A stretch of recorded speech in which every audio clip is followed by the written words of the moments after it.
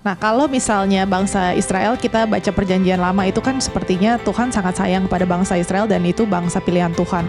Tapi ada beberapa orang, again, yang bilang bahwa peran Israel itu di dalam hatinya Tuhan dan kerajaan Tuhan sudah digantikan oleh peran gereja. Menurut kamu, apakah dengan adanya ini makin mengkonfirmasi lagi bahwa itu tidak benar? Kemungkinan lain nih, apakah mungkin bahwa anak itu adalah gereja yang memimpin bersama-sama dengan Yesus karena yang tangan besi itu, ada besi. Karena kalau misalnya sudah di sini sudah gereja itu udah diangkat dalam pengangkatan, ini berperang melawan orang-orang kudus itu siapa orang-orang kudus? Okay. Nah, menurut kamu antikris ini siapa sih?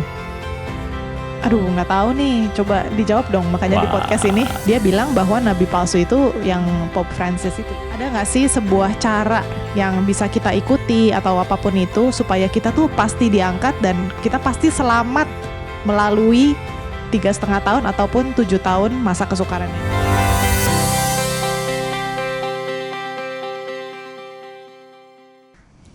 Halo teman-teman semua, balik lagi sama kita di Grace and Truth. Masih ke dalam pembahasan kita yang sama nih, yaitu mengenai timeline akhir zaman. Nah, apakah pembahasan hari ini?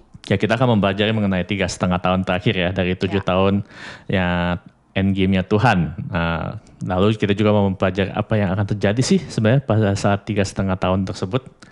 Kamu siap? Siap. Boleh kita baca Wahyu 1 ayat 17-19. Ketika aku melihat dia, tersungkurlah aku di depan kakinya sama seperti orang yang mati. Tetapi ia meletakkan tangan kanannya di atasku lalu berkata, "Jangan takut, aku adalah yang awal dan yang akhir, dan yang hidup. Aku telah mati, namun lihatlah aku hidup sampai selama-lamanya. Dan aku memegang segala kunci maut dan kerajaan maut. Karena itu, tuliskanlah apa yang telah kau lihat, baik yang terjadi sekarang maupun yang akan terjadi sesudah ini." Ya, jadi ini adalah penglihatan ya, yang aku kasih lihat gambarnya lagi adalah 7 tahun gereja, lalu 7 tahun terakhir nih. Kita sudah membahas banyak, dan yang kemarin kita membahas 3,5 tahun pertama dari masa kesukaran ya. Nah, kita mau melihat sekarang mengenai 3,5 tahun terakhir. Ini adalah menurut aku adalah main event of everything 3,5 tahun terakhir, karena antikris ini akan berkuasa atas dunia ini. Oke. Dan juga ada beberapa hal yang aku sebutkan yang kemarin itu adalah apa saja sih yang terjadi pada saat 3,5 tahun terakhir ketika iblis ini kan jatuh ke bumi ya, dan dia menargetkan bangsa Yahudi atau mungkin bangsa Israel. Karena itu pada saat podcast ini aku mau menjelaskan lebih rinci lagi dari apa yang disebutkan di Alkitab mengenai hal tersebut. Oke. Kamu siap? Jadi ini lagi zooming in ya. Zooming in lebih rinci lagi ke 3,5 tahun terakhir itu ketika antikris berkuasa. Siap. Kita baca di Matius 24 ayat 15-16. Jadi apabila kamu melihat pembinasa keji berdiri di tempat kudus, menurut firman yang disampaikan oleh Nabi Daniel, para pembaca hendaklah memperhatikannya. Maka orang-orang yang di Yudea haruslah melarikan diri ke pegunungan. Nah, jadi ini adalah awal mula 3,5 tahun pertama ya, setelah 3,5 tahun bersaksi di Yerusalem. Oke. Nah, pembinasa keji ini atau teman-teman yang mungkin kenalnya sebagai antikris ini kan membunuh 2 saksi tersebut. Lalu yang dilakukan adalah dia berdiri di tempat yang kudus dan melakukan apa namanya? Abomination of desolation ya, kekejian yang membinasakan. Dan dikatakan orang-orang yang berada di Yudea ketika mereka melihat hal tersebut, Yudea ini tentu saja adalah daerah Israel ya, Yudea dan Samaria. Haruslah melarikan diri ke pegunungan karena akan datang apa nih di ayat 21. Sebab pada masa itu akan terjadi siksaan yang dahsyat seperti yang belum pernah terjadi sejak awal dunia sampai sekarang dan yang tidak akan terjadi lagi. Nah, tentu saja ini adalah 3,5 tahun terakhir yang dimana antikris atau yang keji ini akan berkuasa ya. Jadi yang kita lihat juga adalah pada saat 3,5 tahun terakhir ini, iblis itu kan jatuh ke bumi dan mau menargetkan bangsa Israel atau bangsa Yahudi. Oke. Nah, menurut aku juga ini adalah salah satu cara bagaimana dia menaikkan penguasa dunia ini untuk melakukan hal tersebut. Jadi seluruh dunia ini akan tunduk kepada antikris ini dan akan mau mencoba untuk memusnahkan bangsa Yahudi atau siapapun yang menentang antikris gitu ya. Karena kalau teman-teman belajar sejarah mungkin ini seperti Hitler. Hitler zaman dulu juga itu juga ada demonic force ya yang mau membinasakan bangsa Yahudi ya pada zaman itu ya. Jadi ini mungkin seperti Hitler jilid 2 gitu, tapi akan lebih dahsyat lagi karena dia berhasil menaklukkan seluruh dunia. Oke. Kamu siap? Kenapa aku bisa bilang seperti itu? Siap. Kita bisa baca nih di Wahyu 12 ayat 1. Maka tampaklah suatu tanda besar di langit, seorang perempuan berselubungkan matahari dengan bulan di bawah kakinya dan sebuah mahkota dari 12 bintang di atas kepalanya. Ia sedang mengandung dan dalam keluhan dan penderitaannya hendak melahirkan ia berteriak kesakitan. Nah, jadi ini adalah sebuah tanda ya. Jadi Yohanes mungkin melihat sebuah visi ya di surga adalah seorang perempuan. Nah, apakah perempuan ini sesuatu yang literal atau sebuah simbolik? Coba baca nextnya dulu kita dong. baca makanya semuanya ya. Nextnya. Maka tampaklah suatu tanda yang lain di langit dan lihatlah seekor naga merah padam yang besar berkepala 7 dan bertanduk 10 dan di atas kepalanya ada 7 mahkota dan ekornya menyeret sepertiga dari bintang-bintang di langit dan melemparkannya ke atas bumi. Dan naga itu berdiri di hadapan perempuan yang hendak melahirkan itu untuk menelan anaknya segera sesudah perempuan itu melahirkannya. Ya, jadi ini ada penglihatan mengenai perempuan dan naga ya. Binatang dan naga itu ya. Lalu dikatakan lagi.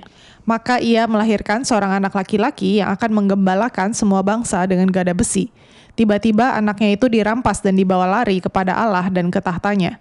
Perempuan itu lari ke padang gurun di mana telah disediakan suatu tempat baginya oleh Allah, supaya ia dipelihara di situ 1260 hari lamanya. Nah, kita sempat membahas mengenai ayat ini ya, 1260 hari lamanya. Nah, menurut kamu di sini ini adalah sesuatu yang literal atau sesuatu yang simbolis? Kenapa kamu berpikir seperti itu? Agak-agak kayaknya simbolis sih. Kenapa? Nggak tahu. Feeling ya. Ya, jadi menurut aku juga ini adalah sesuatu yang simbolis. Kenapa? Karena kita tahu naga itu melambangkan Lucifer ya atau iblis ya yang jatuh ya. Gitu jadi ya? kita tahu dari Wahyu 12 ayat yang 9 ini dijelaskan kalau naga itu adalah the old serpent, yaitu adalah di mana itu? Di Wahyu 12 ayat 9. Jadi Okay. ini masih dalam sebuah konteksnya Wahyu 12 ya. Jadi naga itu adalah iblis gitu. Dan kita tahu anak laki-laki yang menggembalakan semua bangsa dengan gada besi, siapakah dia? Siapa ya? Tuhan Yesus. Iya, dia ada Tuhan Yesus, teman-teman. Kalau teman-teman baca di Wahyu 19 ayat yang ke-15, itu menunjukkan kepada Yesus yang akan menggembalakan semua bangsa dengan gada besi. Nanti kita akan menjelaskan kenapa dia disebut seperti itu. Lalu ini merupakan sebuah penggenapan dari nubuat di Mazmur 2 ayat 8-9. Mesias itu akan menggembalakan semua bangsa dengan gada besi. Gitu. Jadi kalau misalnya kita tahu naga itu dan anak laki-laki yang menggembalakan dengan gada besi itu adalah sebuah gambaran atau sebuah simbol, kita tahu juga kalau perempuan ini mungkin adalah sebuah gambaran atau sebuah simbol ya yang menunjukkan seseorang atau sesuatu. Nah, kalau menurut aku ini tentu saja akan ada banyak orang-orang yang memiliki interpretasi yang berbeda karena ini adalah sebuah simbol. Perempuan ini menurut aku adalah bangsa Israel. Sounds like it. Ya, karena perempuan ini adalah yang akan melahirkan anak laki-laki tersebut. Ya. Dan menurut aku sangat tidak masuk akal ya kalau dikatakan ini adalah Maria. Oke. Ibu Yesus karena dia sudah meninggal 2000 tahun yang lalu tentunya.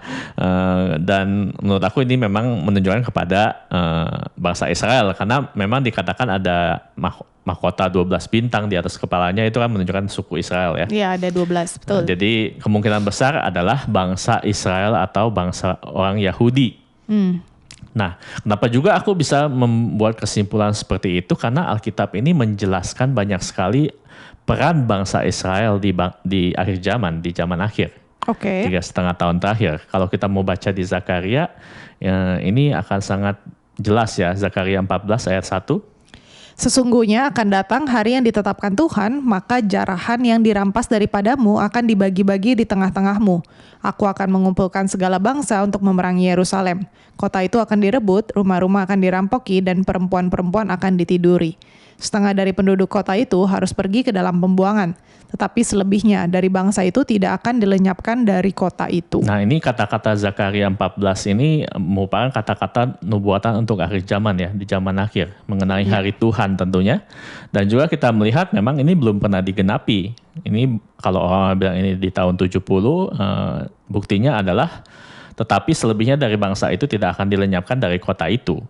Dan di tahun 70 kan lenyap dong. Iya, dan bukan segala bangsa yang memerangi Yerusalem. Ya. Nah, jadi kita tahu ini belum pernah terjadi segala bangsa yang akan memerangi Yerusalem. Dan ini akan terjadi pada zaman akhir ya. Lalu dikatakan? Kemudian Tuhan akan maju berperang melawan bangsa-bangsa itu seperti ia berperang pada hari pertempuran. Pada waktu itu kakinya akan berjejak di Bukit Zaitun yang terletak di depan Yerusalem di sebelah timur. Bukit Zaitun itu akan terbelah dua dari timur ke barat sehingga terjadi suatu lembah yang sangat besar. Setengah dari bukit itu akan bergeser ke utara dan setengah lagi ke selatan. Nah, kita benar-benar Gempa bisa kali ya. yakin ya kalau ini memang bukan terjadi di tahun 70 karena Ya. Tuhan sendiri tidak maju berperang pada tahun yang ke-70. Ya. Nah, ini adalah akan terjadi pada zaman akhir ketika Yerusalem itu dikepung oleh semua bangsa. Lalu Tuhan datang. Oke. Kenapa? Karena menurut aku memang bangsa Israel pada saat itu akan mengalami pertobatan yang luar biasa dan menerima Yesus sebagai Mesias mereka. Ya. Nah, ini teman-teman harus tahu ya, karena sebenarnya ada grup-grup kelompok orang yang sangat benar-benar percaya mengenai hal ini. Makanya kalau teman-teman tahu di timur itu, di segel itu gate-nya ya. Ya, Kalau pernah ke sana. ditaruh juga ditempatkan apa Makam-makam, kuburan-kuburan. ya, karena mereka percaya kalau Mesias orang Yahudi itu tidak akan dekat-dekat dengan kuburan mati lah ya. karena haram ya. Ya, jasad-jasad orang mati itu adalah haram ya. Mereka tidak tahu kalau Mesias yang akan datang itu akan membangkitkan orang-orang dari kubur. Cie. Betul. Ya, jadi Sudah kubur kosong nantinya. walaupun ada yang percaya, tapi memang seperti yang Tuhan bilang ya, setan-setan aja percaya, tapi mereka tidak diselamatkan karena mereka tidak submit ya kepada Tuhan sendiri. Tidak gitu. tunduk ya. Tidak tunduk kepada Tuhan sendiri. Jadi kita melihat memang ada peran untuk bangsa Israel atau bangsa Yahudi di Yerusalem ini pada akhir zaman.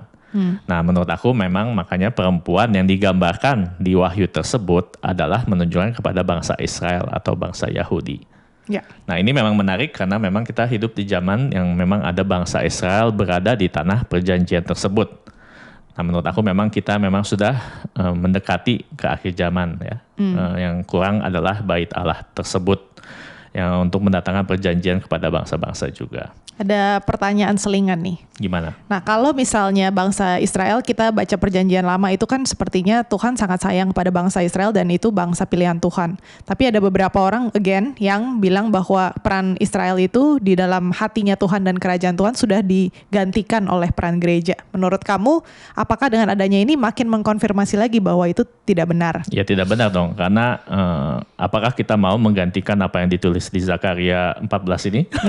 Halo. Kalian mau Jadinya berkumpul, gereja ya. ya gereja-gereja yang menduduki Yerusalem, lalu semua bangsa akan berkumpul dan memerangi semuanya ini ya. Dan ini memang yang menarik adalah memang ini Tuhan yang menetapkan semuanya ini. Ya. Walaupun sebenarnya memang menurut aku si setan lah yang mau melenyapkan mereka ya dari muka Bangsa bumi Israel ini. ya. Tapi semuanya bekerja untuk kebaikan Tuhan. Dan bangsa Israel juga dan ya. bangsa Israel juga akan mendatangkan keselamatan bagi mereka ya. Ya. Memang diperlukan sebuah kesengsaraan besar untuk mereka bisa bertobat dan menerima Yesus sebagai Mesias. Ya, menarik sih karena lagi baca perjanjian lama, it is very interesting to see how janji Tuhan itu akan digenapi secara penuh ya. Ya, Come secara to a penuh. full circle. Ya, Oke. nanti kita akan melihat sepenuhnya ya.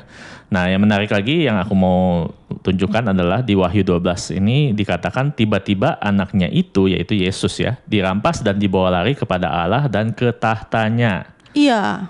Bingung. Ini membingungkan ya. Iya. Soalnya kan Yesus sudah naik ke surga ya pada saat 2000 tahun yang lalu. Tapi Ya. ini kan penjelasannya mengenai akhir zaman gitu ya. Dan kata-kata dirampas ini teman-teman, ini sangat menarik karena ini adalah kata-kata mengenai rapture. Dalam bahasa Latin atau dalam bahasa Greek ini adalah harpazo. Oke. Ya, jadi dirampas ini adalah sangat kata-kata yang menarik yang digunakan ya untuk dikatakan kalau seperti Diambil ya. diambil dengan Kayak paksa gitu dijambret ya. gitu. Iya. Jadi bagaimanakah menurut aku melihat ayat-ayat yang seperti ini? Menurut aku juga ini mungkin bisa diartikan kalau Yesus itu kan kepala gereja ya. Mungkinkah ini mengatakan mengenai the rapture of the church, pengangkatan gereja sebagai tubuh Kristus yang diangkat pada saat ini? Jadi mungkin 3,5 tahun itu kita tidak akan melewatinya teman-teman, karena kita sudah dirampas dan dibawa lari kepada Allah dan ke tahtanya sebagai tubuh Kristus. Itu bisa saja terjadi. Jadi aku nggak akan bilang dengan sangat pasti ya. Ada kemungkinan lain nih. Apakah mungkin bahwa anak itu adalah gereja? yang memimpin bersama-sama dengan Yesus karena yang tangan besi itu, Iya. gak ada besi. Iya, bisa. Karena kita juga dijanjikan hal-hal seperti itu kalau teman-teman mengikuti di gereja yang sebelumnya, kalau yang kanker itu akan reign dengan gada besi juga. Jadi ini adalah sesuatu yang menarik. Jadi bisa atau jadi. bisa gereja. Menurut aku ini adalah satu entity ya. Yesus sebagai kepalanya dan kita sebagai tubuhnya. Oke. Nah itu bisa jadi. Tapi aku tidak akan menaruh semua kepedean aku 100% di situ. Oke. Tapi itu bisa terjadi. Nah, kita mau melihat kelanjutannya. Jadi apakah yang dilakukan? Jadi iblis berperang dan dia jatuh ke bumi dan dia marah dan dia mau menghancurkan bangsa Yahudi gitu ya. Tapi kan Tuhan menolong mereka ya dengan membawanya keluar gitu ya ke wilderness. Dan apakah yang dia lakukan? Dia actually membangun atau membangkitkan sebuah entitas yang namanya adalah Antikristus. Nah, kalau kita baca di Wahyu 13 ayat 5. Dan kepada binatang itu diberikan mulut yang penuh kesombongan dan hujat. Kepadanya diberikan juga kuasa untuk melakukannya 42 bulan lamanya. Lalu ia membuka mulutnya untuk menghujat Allah, menghujat namanya dan kemah kediamannya dan semua mereka yang diam di surga. Jadi ini adalah seseorang yang diberikan kuasa atau mungkin dirasuki ya oleh iblis sendiri ya untuk menghujat Allah dan untuk pokoknya melakukan apa yang dia mau lakukan di bumi ini. Ya. Nah ini juga sesuatu yang sangat menarik ya kalau kita berpikir iblis itu memiliki kuasa dan bisa membunuh orang karena dia memerlukan orang juga untuk melakukan apa yang dia mau lakukan di bumi ini. Jadi antikris ini memang sebuah vessel ya atau ya sesuatu yang digunakan untuk melakukan apa yang mau lihat dia lakukan gitu loh di bumi ini. Lalu dikatakan dan ia diperkenankan untuk berperang melawan orang-orang kudus dan untuk mengalahkan mereka. Dan kepadanya diberikan kuasa atas setiap suku dan umat dan bahasa dan bangsa. Dan semua orang yang diam di atas bumi akan menyembahnya, yaitu setiap orang yang namanya tidak tertulis sejak dunia dijadikan di dalam kitab kehidupan dari anak domba yang telah disembelih. Nah, jadi kalau orang yang selalu berpikir umat Tuhan itu akan selalu menang, ketahuilah 3,5 tahun yang terakhir ini mereka akan kalah. Karena Tuhan sudah memberikan mengallow ya. Sudah memperkenankan itu untuk ya. terjadi kalau dia ini akan mengalahkan mereka dan diberikan kuasa untuk setiap suku, umat, bahasa, dan bangsa. Jadi seluruh dunia ini memang akan tunduk kepada antikris ini. Makanya kenapa menurut aku yang di Zakaria itu bisa digenapi, seluruh bangsa ini akan berkumpul dan mau memerangi Yerusalem. Karena memang seluruh dunia itu tunduk kepada kekuasaan antikris. Nah ini adalah sesuatu yang sangat mengerikan. Bingung. Karena kalau misalnya sudah di sini sudah gereja itu udah diangkat dalam pengangkatan, ini berperang melawan orang-orang kudus itu siapa orang-orang kudusnya? Nah, kalau orang-orang yang berpikir kalau pre-tribulation yaitu gereja sudah diangkat sebelum masa kesusahan besar, mereka ini akan mengadres orang-orang kudus ini kepada orang Israel yang 144.000 itu mungkin juga atau mungkin juga orang-orang yang tidak mau tunduk terhadap kekuasaan antikris tentu saja.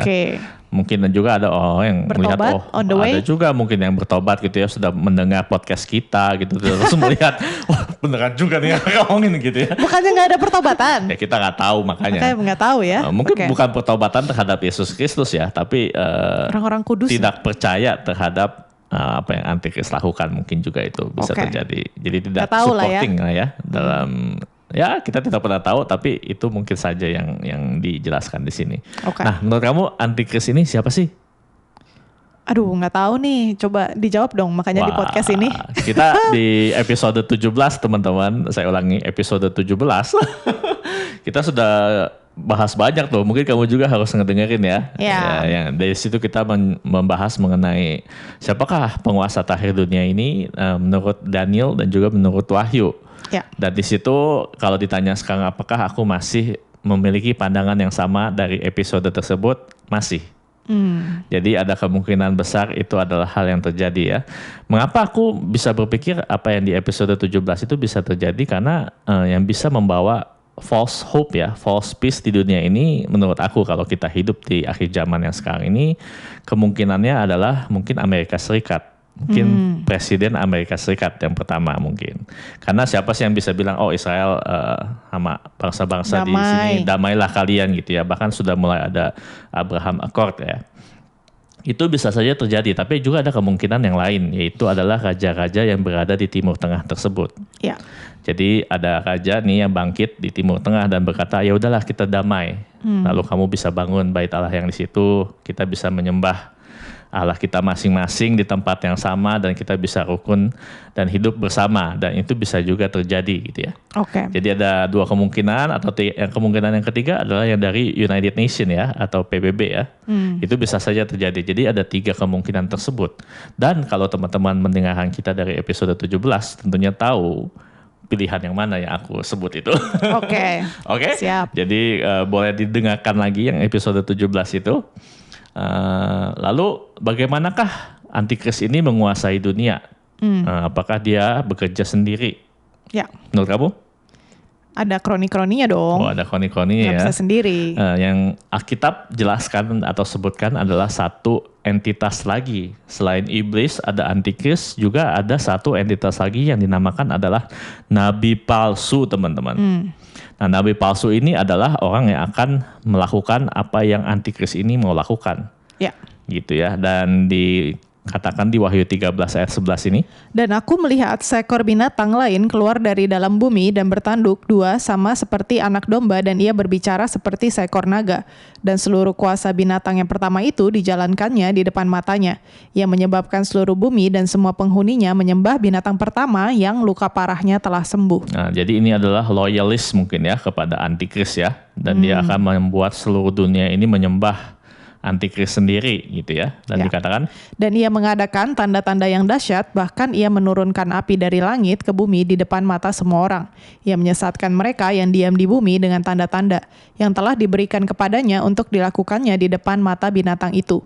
Dan ia menyuruh mereka yang diam di bumi supaya mereka mendirikan patung untuk menghormati binatang yang luka oleh pedang, namun yang tetap hidup itu. Nah, jadi ini dikatakan nabi palsu karena dia melakukan banyak tanda-tanda mujizat ya. Dan yang menarik adalah dia ini seperti anak domba yang berbicara seperti seekor naga. Jadi nggak tahu ya, ini ada kemungkinan mungkin ini dia datang sebagai orang percaya, mungkin ngakunya ya. Mungkin sebagai Kristen atau mungkin sebagai Kristus sendiri. Mungkin ada yang berkata kalau Yesus itu nabi, mungkin ada yang digenapi, mungkin dia jadi nabi palsu pada saat itu, tapi dia bukanlah Kristus yang sebenarnya ya. Jadi kita harus hati-hati, memang akan ada datang saatnya di mana orang mengaku sebagai nabi dan mengaku sebagai Kristus sendiri, tapi mereka adalah false Christ. Kita tahu Kristus yang benar itu akan turun di Bukit Zaitun nanti. Dan bersama dengan malaikat-malaikatnya ya pada saat itu ya. Aku inget loh si yang Brandon yang pernah kita bahas di episode mana itu, dia bilang bahwa nabi palsu itu yang Pope Francis itu ya. Which is salah teman-teman, dia nabi palsu. Makanya harus hati-hati teman-teman dengan orang-orang seperti ini ya. Jadi kita jangan mudah percaya dengan orang-orang yang kebanyakan tidur. Sekali lagi Alkitab ini bisa dipercaya karena saksinya ada 2-3 ya. Jadi Daniel dan Wahyu ini sinkron dengan apa yang mereka katakan, dan juga Matius juga mencatat sinkron semua gitu. Jadi ada 2-3 orang saksi gitu ya yang menuliskan mengenai bagaimana zaman akhir ini akan terjadi. Nah, dikatakan juga apa yang dilakukan oleh nabi palsu ini. Dan kepadanya diberikan kuasa untuk memberikan nyawa kepada patung binatang itu, sehingga patung binatang itu berbicara juga dan bertindak begitu rupa, sehingga semua orang yang tidak menyembah patung binatang itu dibunuh. Dan ia menyebabkan sehingga kepada semua orang, kecil atau besar, kaya atau miskin, merdeka atau hamba, diberi tanda pada tangan kanannya atau pada dahinya. Nah, jadi di sini dikatakan image ya. Jadi ada image mengenai antikris. Nah, kalau zaman dulu mungkin tidak dikatakan patung gitu ya, tapi mungkin ini bisa jadi seperti hologram ya. Di mana orang-orang itu harus menyembah antikris tersebut. Dan yang akan melakukan hal itu adalah nabi palsu tersebut. Jadi nabi palsu ini akan berkata, kalian harus menyembah ini penguasa dunia ini gitu. Lalu bagaimana caranya? Diberikanlah sebuah tanda ya di tangan kanan atau di dahinya ya. Kalau mereka tidak memiliki tanda tersebut, apakah yang akan terjadi? Dan tidak seorang pun yang dapat membeli atau menjual selain daripada mereka yang memakai tanda itu, yaitu nama binatang itu atau bilangan namanya. Yang penting di sini ialah hikmat. barang siapa yang bijaksana, baiklah ia menghitung bilangan binatang itu. Karena bilangan itu adalah bilangan seorang manusia. Dan bilangannya ialah 666. Ini kalau dia. Kalau orang yang nggak tahu tentang kekristenan atau tentang kitab Wahyu, pasti tahu mengenai 666. Ya. Jadi apakah 666 itu?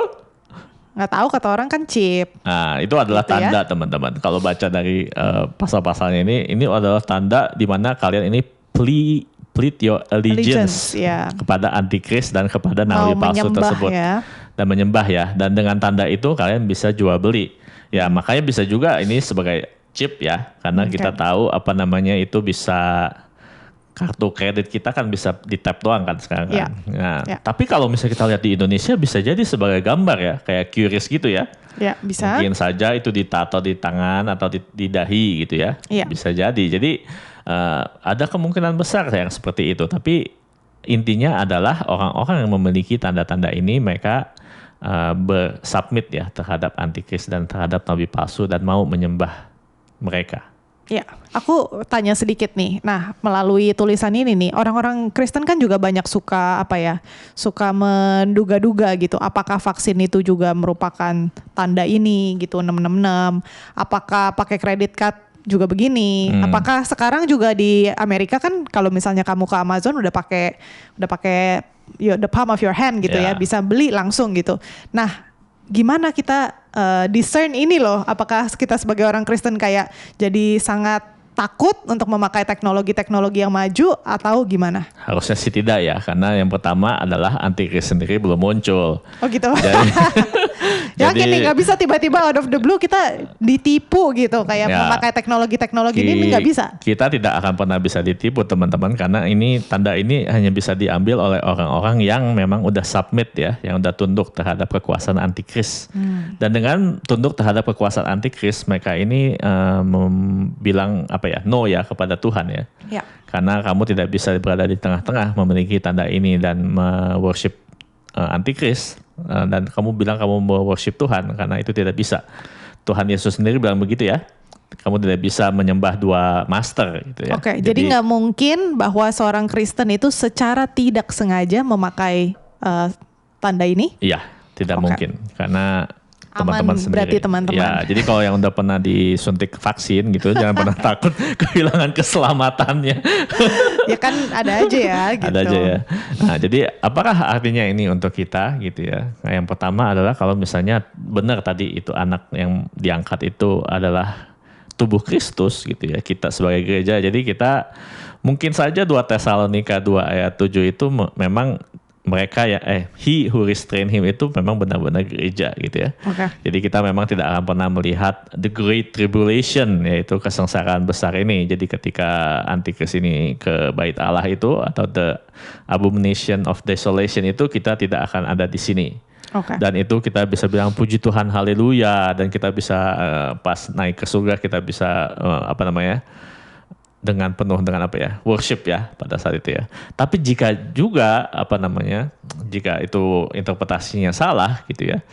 Jadi kita juga sebenarnya tidak perlu khawatir karena memang 7 tahun terakhir ini sudah dijelaskan dan bagaimana akan terjadi ini sudah diberitahu kepada kita.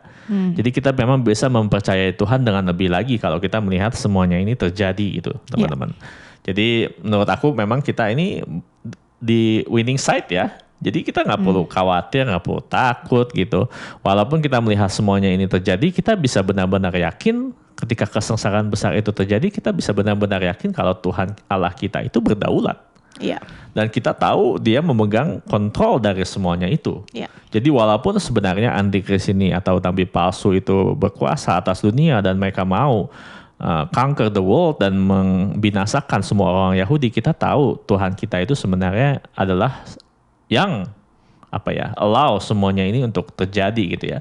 Dan kalau dia mau kita dibinasakan oleh antikris, toh kita juga ke surga gitu loh. Jadi tidak ada yang perlu kita takuti sih sebenarnya kalau kita membaca Wahyu ini gitu. Tapi kan jujur saya pribadi dan mungkin banyak pendengar-pendengar, aku akan merepresentasikan mereka untuk bertanya kepada kamu ya. Iya, gimana? Pertanyaan dari salah satu yang dengar kita juga gitu. Ada gak sih sebuah cara yang bisa kita ikuti atau apapun itu supaya kita tuh pasti diangkat dan kita pasti selamat melalui 3,5 tahun ataupun 7 tahun masa kesukaran ini? Ya, yang pertama kan orang-orang yang selamat itu kan pasti diangkat ya. Jadi balik lagi ya itu ya di podcast kita yang sebelumnya. Ya, jadi apakah teman-teman ini sudah yakin teman-teman ini diselamatkan?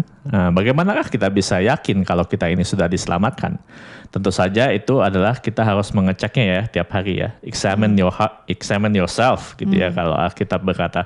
Jadi apakah benar hati kita ini sudah diubahkan oleh Tuhan? Ya. Apakah keinginan kita yang paling mendasar ini adalah untuk Tuhan sendiri? Untuk mencari Tuhan, untuk mencari kebenarannya, untuk mencari kerajaannya, atau apakah hidup kita ini masih tentang diri kita sendiri gitu ya? Dan juga kita mencari surga karena kita mau enak-enak aja gitu ya. Kita tidak sama sekali tidak ada kasih terhadap Tuhan sendiri gitu. Jadi kalau kita memiliki hal tersebut, kita memang sudah mengecek hati kita tahu kita mengasihi Tuhan dan kita menjalani hidup kita mau taat ya terhadap firman Tuhan, aku rasa sih kita bisa yakin dan percaya kalau kita ini sudah benar-benar diselamatkan. Ya. Nah, selama 7 tahun ini bagaimana kita bisa yakin kita ini bisa melewatinya dengan selamat? Yaitu semua kembali lagi kepada iman kita ya. Ya. Kalau misalnya teman-teman melihat semuanya hal ini terjadi, tentu saja aku sih akan semakin percaya lagi dengan apa yang ditulis di firman Tuhan. Dan itu tentu saja akan membuat aku lebih lagi untuk mencari Tuhan tentunya. Ya. Dunia ini sudah pasti akan berjalan menuju ke zaman ini gitu loh. Jadi itu adalah sesuatu yang tidak perlu kita takuti sih kalau kita sudah yakin dengan keselamatan kita sendiri. Oke. Gimana menurut kamu? Nah, pertanyaan lagi. Kalau misalnya yang benar adalah mid trip atau ya post trip kemarin kita udah rolled it out gitu ya, mid trip gitu. Perlukah kita bersiap-siap secara physically, yaitu membeli tanah dan menanam? Ini aku bertanya ulangan ya, karena masih banyak yang bingung. Ya, jadi kan kita tahu ya ini tuh 3,5 tahun. Dan kita tidak bisa bertransaksi ya, tidak bisa trading ya dalam 3,5 tahun tersebut. Nanam itu bisa maka dari itu banyak sekali teman-teman yang berkata, oh kita harus siap-siap dan bercocok tanam gitu ya.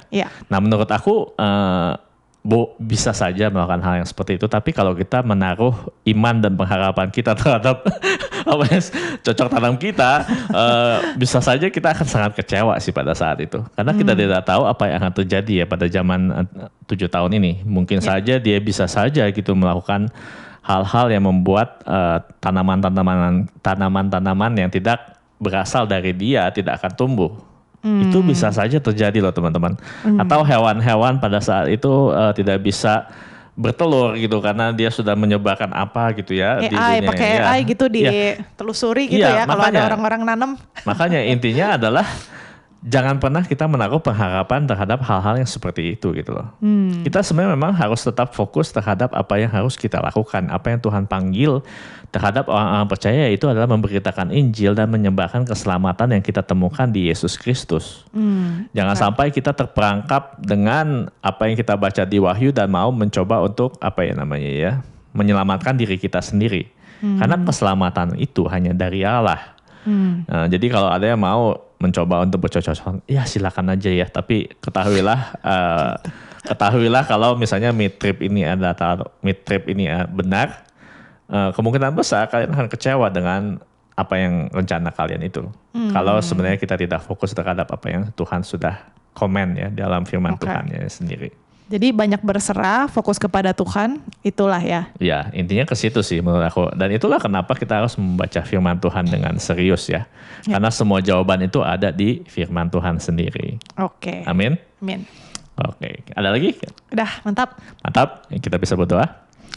Tuhan Allah Bapa kami dalam surga mengucap syukur untuk firman-Mu. Kami mengucap syukur kalau Engkau sudah menetapkan apa yang akan terjadi di 3,5 tahun terakhir sebelum Engkau datang dan menginjakkan kaki-Mu di Bukit Zaitun tersebut Tuhan.